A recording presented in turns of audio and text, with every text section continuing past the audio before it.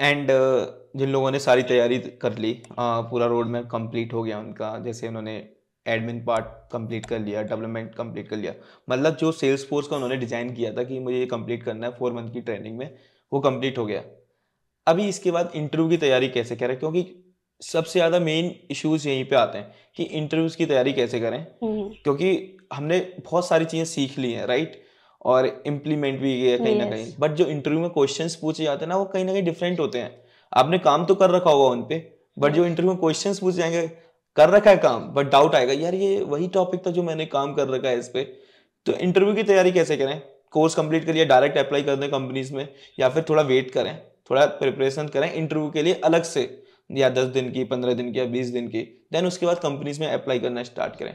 What your thoughts on it? देखो, आपने let suppose 4 months में अपना सेल्स कोर्स कंप्लीट कर लिया, you know about the admin also and you are aware about the development also.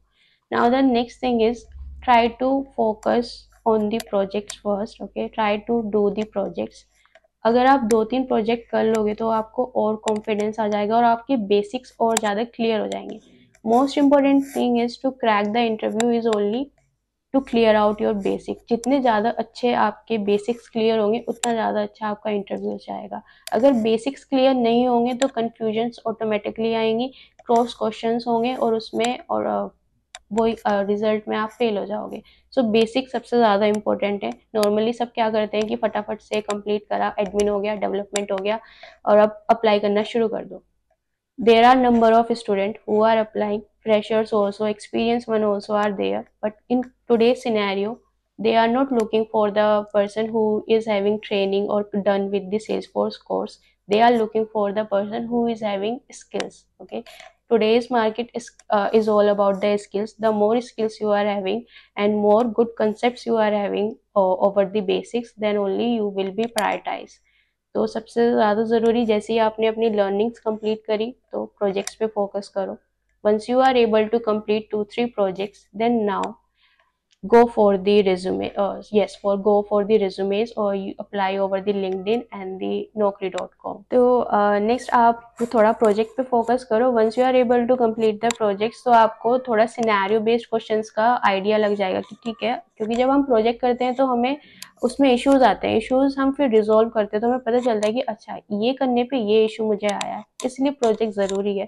ठीक है, project experience के बाद आप इंटरव्यू क्वेश्चंस गूगल, यूट्यूब, बहुत सारे चैनल से, फोर्स गैलेक्सी देख लो, तो बहुत चैनल से जो सिनेरियो बेस्ड क्वेश्चन शेयर कर रहे हैं। ठीक है, आप आइडिया लो, ओके इसका ये सोल्यूशन हो सकता है, इसमें ऐसे करना है।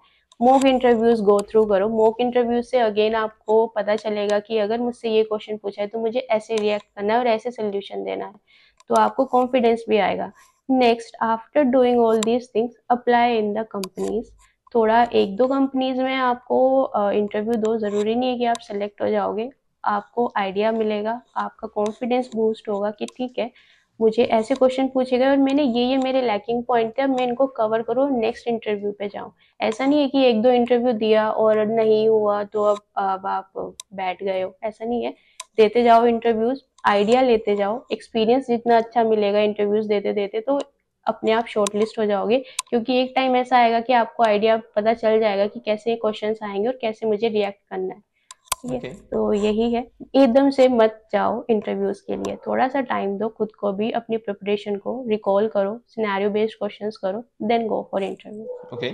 एंड मुझे भी कहीं ना कहीं लगता है कि पहले तैयारी करो उसके लिए, इंटरव्यू के लिए, एंड देन जब आप इंटरव्यू यस। देते हो तो वहाँ से पता चल जाता है आपका क्वेश्चंस के फ्लो क्या होते हैं, वहाँ से आपको आइडिया लग जाएगा। थोड़ा 1-2 इंटरव्यू जब दोगे तो आपको फ्लो पता चल जाएगा कि मार्केट में किस टाइप के क्वेश्चंस या कौन सा टॉपिक ज़्यादा फोकस्ड हो रहा है।